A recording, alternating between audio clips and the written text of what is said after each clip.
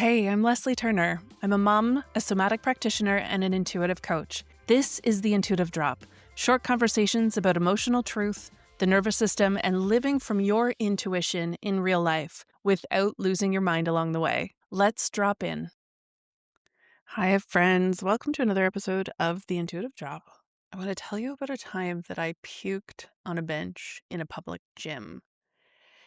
I was midway through a spin class in a dark room, loud music, the instructor was yelling, strangers everywhere. It was my first time, and my body revolted. I stumbled out of the class, made it to a bench outside, took a couple deep breaths, and puked everywhere in the gym in front of everybody.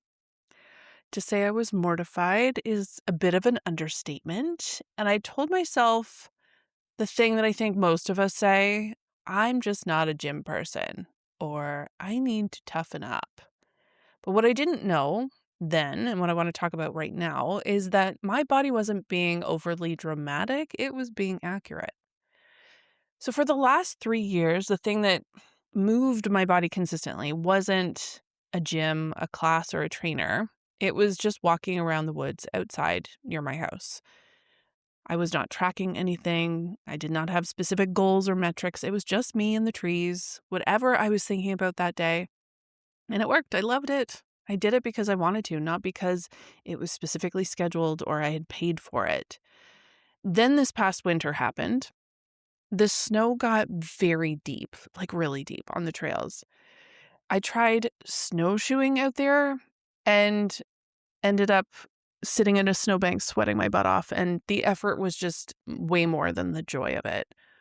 And so at some point in the winter, I just stopped wanting to be cold, as you do. Totally rational response to a Canadian winter environment. So there I was in January with kind of a gap in my movement routine and a body that was not really interested in doing much. But this wasn't the first time I was trying to fill that gap with something more structured. I hired a trainer who I had known through other circles and I genuinely loved.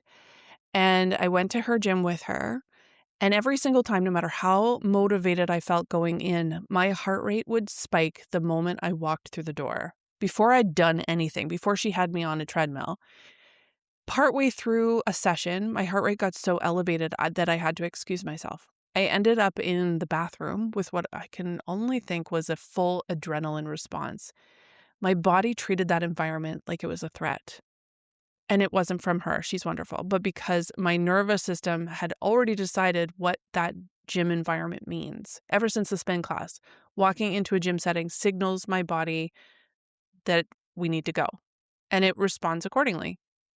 We did try and switch my sessions to my deck at my house in the summer, which genuinely helped. I didn't get that huge spike, but, costs and logistics made it unsustainable. So then I tried following along with other workout videos and instructors doing online weightlifting kind of stuff. And the thing that nobody warns you about is with that format is that without anyone checking your form, you will compensate in ways that your body's not meant to. And you try and keep up. You push to match what you're seeing on the screen. And of course, I injured my shoulder and I had to take 2 months off. And suddenly the consistency I had been building just evaporated. Now, I don't want this to sound like avoid all discomfort and never push yourself, because that's not what I'm saying. I actually did a whole episode on this early on in my podcasting career called An Existential Crisis Over Boots. I'll link it in the show notes. But the short version is this. Not all discomfort is created equal. There's discomfort that stretches you, and there's the discomfort that drains you. Growth lives in that first one, and your nervous system pulling the fire alarm, that's the second one. Your body knows the difference, even when your brain is still trying to convince you to push through. Now, pushing yourself out of your comfort zone, that's real. That's where the growth happens. But every single session that you're white-knuckling, you're dreading the night before, your body's wanting to exit the building, is not growth discomfort. That's a threat response. And there's a very big, meaningful difference between those two things. Growth discomfort, you can kind of see it as effort. Your lungs are burning when you're going up a hill. Your muscles are working. You're doing something hard, but feeling very capable on the other side. Maybe you're a little shaky, but you are grounded. The threat discomfort feels like your body's trying to leave. Your heart rate is spiking before you've even moved. You're wanting to disappear. You're puking on a bench. That's not effort. That's that fire alarm. And the answer to your fire alarm is not to stand there to try and get used to the heat. The threat response also doesn't mean, though, that your environment is off limits forever. It might mean just not yet. It might mean your nervous system needs to build trust with your body with something gentler before it can tolerate the kind of stimulation without going into overdrive. That's not your body being weak. Let me just say that. The other piece to this is cortisol. So let's talk about cortisol, because I think most of us have heard the word and kind of know that on some level it's bad, but it's not fully connected to what is happening in the body. So cortisol, let me get nerdy here for a second, is your primary stress hormone. Your body releases it when there is a perceived threat. It could be a threat of a deadline, a hard conversation, a dark spin class with a yelling instructor, or a bank balance that's stressing you out. Your body does not distinguish between those things. Stress is stress. The signal is still the same.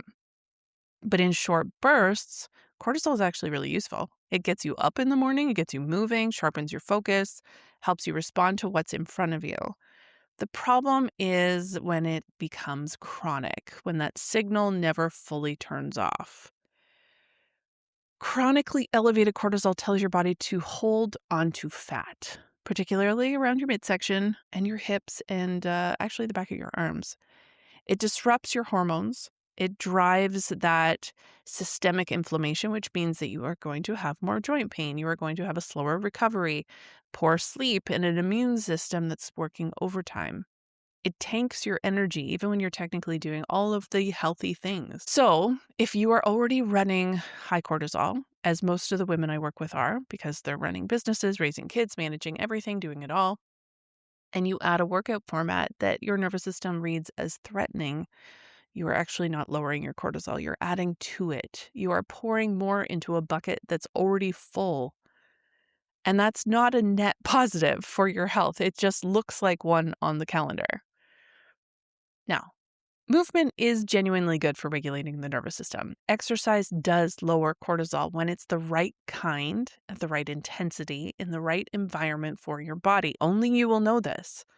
The key word, though, is regulation. Movement that regulates you is medicine. Movement that dysregulates you is just more stress, more pressure, wearing cute workout clothes. So back to January. I was cold. It was cold outside. I was not walking, not going to a gym. And I thought, there's got to be a way to increase my movement, increase my step count. Maybe something on YouTube. Free, flexible, no commute, no obligation to show up at a specific time. And then I found this one guy, Get Fit with Rick. He had step workouts, and not like step on a platform workouts, more just dance-based step cardio things with knee ups, punches, little dance moves, fast walking sequences. And yeah, I know it might have looked ridiculous from the outside, but I love it.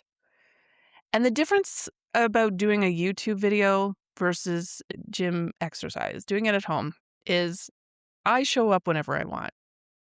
I pause it when I need to. I show up in any specific clothing that I want. Sometimes that is not a good look for me. Pausing it is actually kind of important because apparently my body likes to handle its business in the morning, and that's fine. That's fine because no one else is watching or keeping track of this. No one is pushing me to go harder necessarily, except for Rick. No one is there to compare myself to. That's kind of key for me specifically. If I modify something or I do it wrong or I need to take a break, the stakes are zero. My heart rate only goes up when I'm actually working out, not because the room is overstimulating or because someone else's energy is raising mine. This is not an optimized fitness program. I'm probably someone at my age specifically who should be doing more weighted work, especially with perimenopause in the picture. I know that. I know that. I'm not pretending that this is a complete picture of what my body needs forever.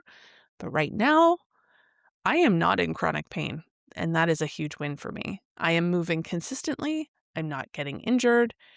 And for where my nervous system is, this is exactly the type of movement I need. I started in January. Now, I got sick in April. Tyson got sicker after that. So there were stretches where I didn't do much at all. This is not a perfect record. I'm not trying to keep a perfect record, but it's the most consistent I've been with intentional movement in a really, really long time. And I didn't get here by pushing through anything. I got here by finally listening to me. What I didn't anticipate is that I started craving this. And I just noticed that I hadn't done it in a few days, and I actually wanted to. My body started asking for it.